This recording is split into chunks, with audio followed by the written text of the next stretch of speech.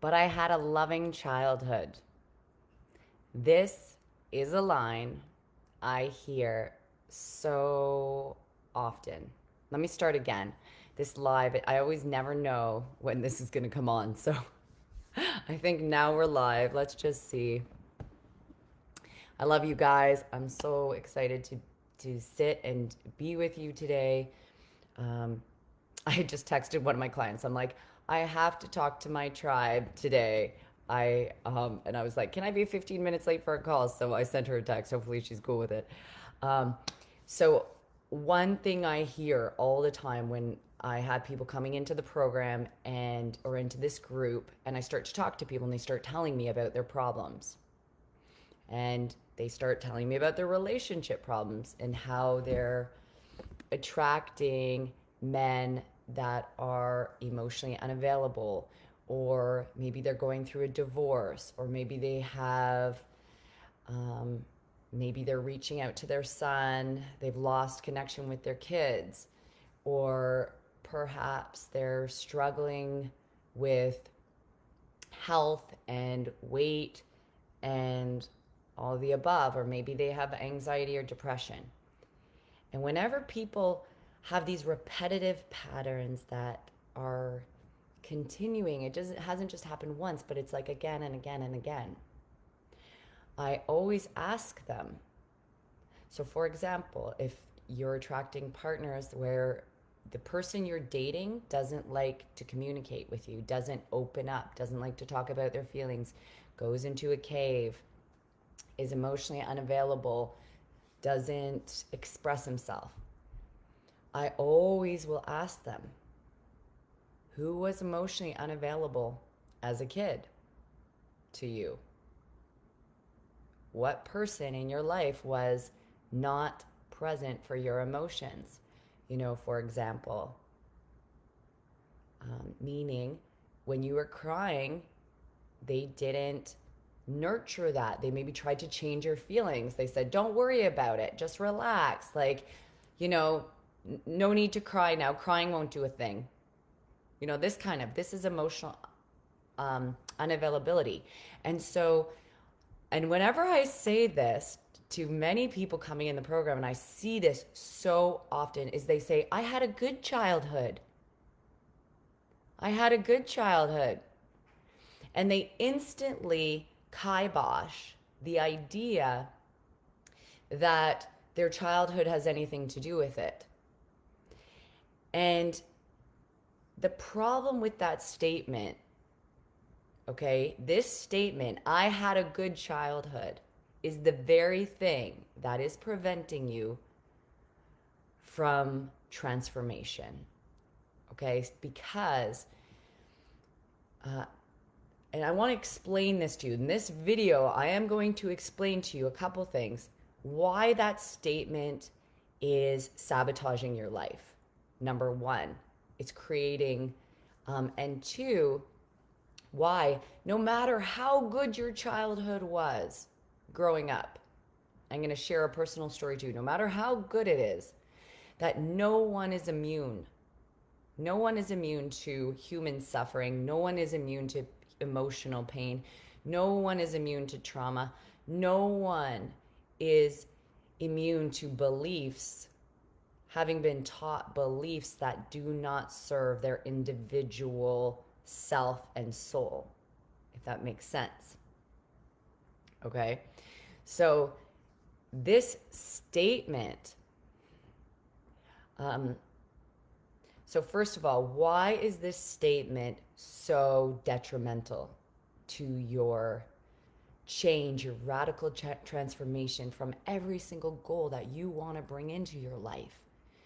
From, every dream, every desire, every inner peace and joy and contentment. Okay, why this statement? I had a good childhood.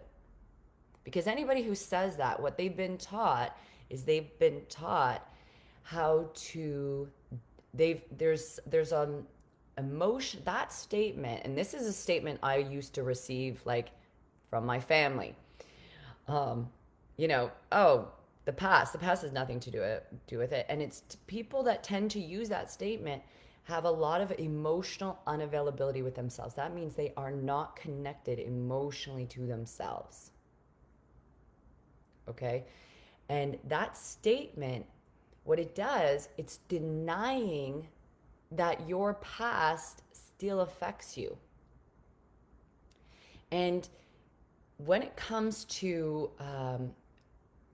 action in the moment, 95% of our actions in the moment are from our subconscious thought. Meaning, the time when you're like, sugar is bad for you.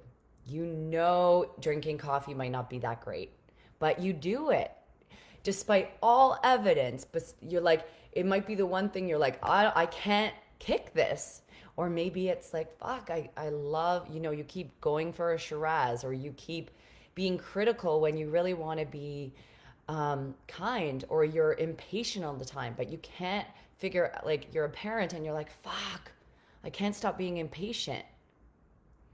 And that's because it's not enough for you to just use willpower to motivate action. That action is coming from any action, any doing is coming from a feeling. So, like, how it works is, I call it be, do, have, meaning be, do, have. You have a belief. A belief says, I should be productive, for example.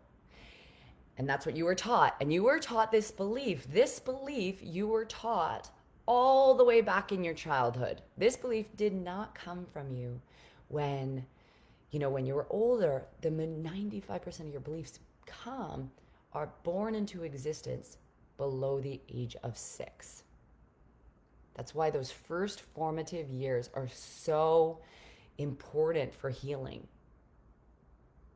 And so these beliefs that you have, I should be productive, I shouldn't be emotional, I shouldn't be sensitive, I should be responsible, people don't like needy. All these beliefs that you have that are part of your psyche come from those earliest years in your life. Okay? So when you get older and say you wake up and you're tired and you're exhausted and you get up, but you have a thought that you should be productive. But your soul doesn't want to be productive. Your soul wants to be lazy. It wants to sleep. It wants to relax. Whenever you have this battle between the mind and your heart, mind and your soul, and even some people will call it big you, that's the older you that says I should be productive, and the younger you that says I want to be lazy. I want to be lazy. Fuck. That's when people they don't understand anxiety. That's what anxiety is a disconnect between your heart and your mind. It's a battle. And in those moments, when you try to be lazy and you think you should be productive, the be, do, have, the belief, right? You have a belief, then you have the belief creates your being, your emotional state. So there might be guilt if you're lazy. There might be shame. There might be feeling not enough. There might be, especially with people with adrenal fatigue, because they're exhausted, but their minds are constantly telling them that they're not doing enough, that they should be doing more, that they should be being creative like everyone else, that they should be successful or achieving, and their body just wants to slow down. And it's a big identity loss. Because what's happening with you is these old beliefs that are no longer serving you, are trying to be transformed into beliefs that are empowering and beneficial and positive. Because, healing. And so there's a lot of shame, and when there's a lot of shame and your state is shame and guilt and not enough, then your actions are going to reflect that. Your actions are going to be addictive. Your actions are going to be You know, you might you might overwork if you have that thought, or you might underwork because you feel a whole bunch of shame. You might just be paralyzed. You might be depressed. You might, you know, you might be isolating, and then as a result, what you have. So it's belief, be, do, have, and then what you have is like emotional stress, chaos, like physical imbalances, like no relationships, like no creativity. I mean, it just, so it's, so here's the problem. So when you deny that things come from childhood, but I had a good childhood, what you're doing is you're not understanding the process of like action, like you're not understanding emotional, um, you're not understanding belief systems. You're not understanding how belief systems create a feeling, create action in your life. And that every single, what you want to get in touch with is what you are believing, because that belief is going to create a feeling. Okay? So it's, if you deny, and I'm gonna do a series on this because I can't, because my girlfriend, one of my clients is, I have to I have to get on a client call, but I'm gonna do another two-part for this. So if anybody's like, first of all, like, this is the thing, that's why I tell people, you cannot solve the problem with the mind that created the problem. This mind that you have is the problem. So this is why people thinking they're going to do healing by themselves, that they're just going to get over this. Like, yes, you are your own guru. You want to be your own guru, but to get to being your own guru, to do it by yourself is impossible. It takes a community to heal. And you need an objective person to actually point out where your brain is going haywire. Okay? So when people say that, but I had a good childhood, what they're doing is somewhere in their life, they've been taught to deny their past, to deny their beliefs, to deny their feelings. Okay? This is, and they're closing off. They're closed-minded. They're being closed-minded. I came from a family. So I want to share this, and then I have to wrap it up because this is going to be a short live today. But it is so important to recognize that even if you've had a good childhood, even if you've had a loving childhood, an awesome childhood, that you can still have emotional pain, that you can still have trauma. Some people think, oh, I didn't have trauma. Like some people being sexually abused or physically abused. You don't have to have that severity of trauma to have your childhood impact your life. There is no person in the world that does not have their childhood impact their life. Your childhood is always going to impact your life, period, because that is where your beliefs come from. So, for example, I always share about the negative aspects of my childhood. My dad was strict. My dad was emotionally available. My mom's controlling. But I want to just share with you, my childhood was awesome. My sexual abuse came outside my childhood. It was from another man. And so people used to joke, we're like the Brady Bunch family, because I have a very deep connection with my brothers and my sisters. And same with my mom and my dad. My mom and I are very spiritually connected. However, where it's important to know is that, say, for example, when you were growing up and your mom was tired, and that day as a kid you were really, really needy, and you wanted your mom to, say, stay in bed with you and just be there with you, and your mom was exhausted and didn't want to and needed to take care of herself. So if she said no to you, you might, even a little kid can take that no as like, oh, it's a rejection. She doesn't love me. She's not here for me. She doesn't want me. And for the rest of their life, they can believe that they're not lovable. They're not lovable. They're not, I mean, tell me if you're on this call, tell me tell me, do you feel that your childhood has impacted your life? And where? What do you feel is one of those things? Pop a comment in the chat. I want to know. So you could have it where you actually ask your parents for Rice Krispie squares and they're like, or like Fruit Loops, and they say no, you can't have it, you know? And for the rest of your life you believe, I can never have what I want. I can never have what I want. I never get what I want. You know? This is the kind of thing.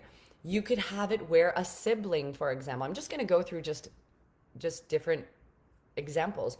You could have a sibling where you are the first child, then all of a sudden the second child is born. The birth order in a family determines your personality. You are born into this birth order, and the first child is always going to be way more rigid. I always call the first one a little bit more responsible, respectful. They follow the rules. They don't jaywalk, not all the time. But there tend to be more of the high achievers because the first child, there is more pressure on the first child. There is more, the parents are new to this, they're more strict. The second child coming in, they usually are the rebels in the family because they always feel the emotional dissonance in the family, right? They pick it up. And it's so important to know that even if you were a first child and then the second child's born, there can, even in a loving family, you can feel a sense of loss and abandonment because you used to get all the attention, now you don't get all the attention, right? It can even be, so if anyone's on the call, I love you guys. Thanks for jumping on. We're talking about people saying, but I had a good childhood. And I'm saying there is no way, no one in the world is immune to emotional pain and trauma and beliefs that come from the childhood. That is what creates you. Okay? The same thing. I'll give you another example. My dad, super competitive. You are going to adopt the beliefs of your parents. Okay? So even your mom, when you are born in utero, you are taking on her beliefs. You are taking on her fears. You lived in her body for 9 months. Okay? A lot of the trauma that I had and the fears was my mom's fears, distrust of men, fear of something bad happening. Sometimes when I go back and I try to heal these wounds, I can't even remember what the memory is. All I know is that I feel deeply fearful and afraid. So you are taking that on. And it even is when, sorry, I lost my train of thought for a second. Your fears. So if your parents, for example, are very frugal, then you're going to take on the belief that you should be frugal. But maybe in your life, you're not a person that needs to be frugal. Maybe you're a person that wants to take risks, that wants to invest in, I was like that. I want to invest in programs. I want to jump. I want to leap. I want to have fun, this kind of thing. And I had these beliefs of my mom in me that says, that's irresponsible. That's not good, blah, blah, blah. So it took me to invest even in this program that I did at one point. I had to overcome the beliefs of my mom saying, oh, that's irresponsible. You're a failure. You're this, blah, blah, blah. Because I realized that I'm not my mother. I'm not my mother. And I had to find out who I was. I had to find out what was right for me. Maybe and that frugality was keeping me poor. The same thing with parents.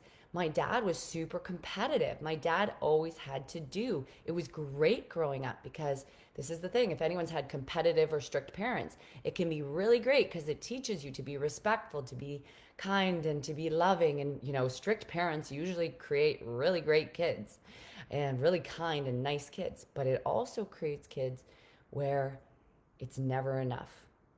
You're really hard on yourself and there's no limit to enough. Like even when you do something, it's like there's still another thing ahead of you. It's like you're chasing, it's like you're constantly chasing the carrot of like doing. It's like endless. Like how do you know when is enough? Especially when you come from high achieving parents. So that's the thing about these belief systems in families. They can create pros. There's pros to that. Like competitive parents made me driven. It actually made me so resilient that it caused my alcohol addiction. That actual high achieving self belief caused my addiction because it was so extreme that I had to do so much to be enough that it made me drink. And then at the same time, that that resilience and competitive and that drive I learned as a kid also was the very thing that healed my alcohol addiction, because I wouldn't have been able to do it without that drive, that relentlessness to never give up. So I gotta go because I gotta be on a call with a client that I put off for this call, but I love you guys. I'm gonna do a second part to this video. But everything goes back to childhood. This is what I got to tell you. Every single fucking thing. So if you're dealing with somebody looks at you the wrong way today, somebody says something you don't like, you have this, all of a sudden, if somebody rips you off or takes advantage of you, every single experience goes back to the childhood. And that to free yourself, you need to dive deep and figure out what that was. If you're betrayed today, you need to ask yourself, when was I betrayed as a child? I love you. If you need help, don't do this alone. I have a whole team of like wise women that hold your hand and support you through this process. Book a breakthrough call with me and we'll figure out where you are, where you're stuck, and we'll get back. We'll connect it back to the original pain of where all your stuckness is coming from. I love you guys.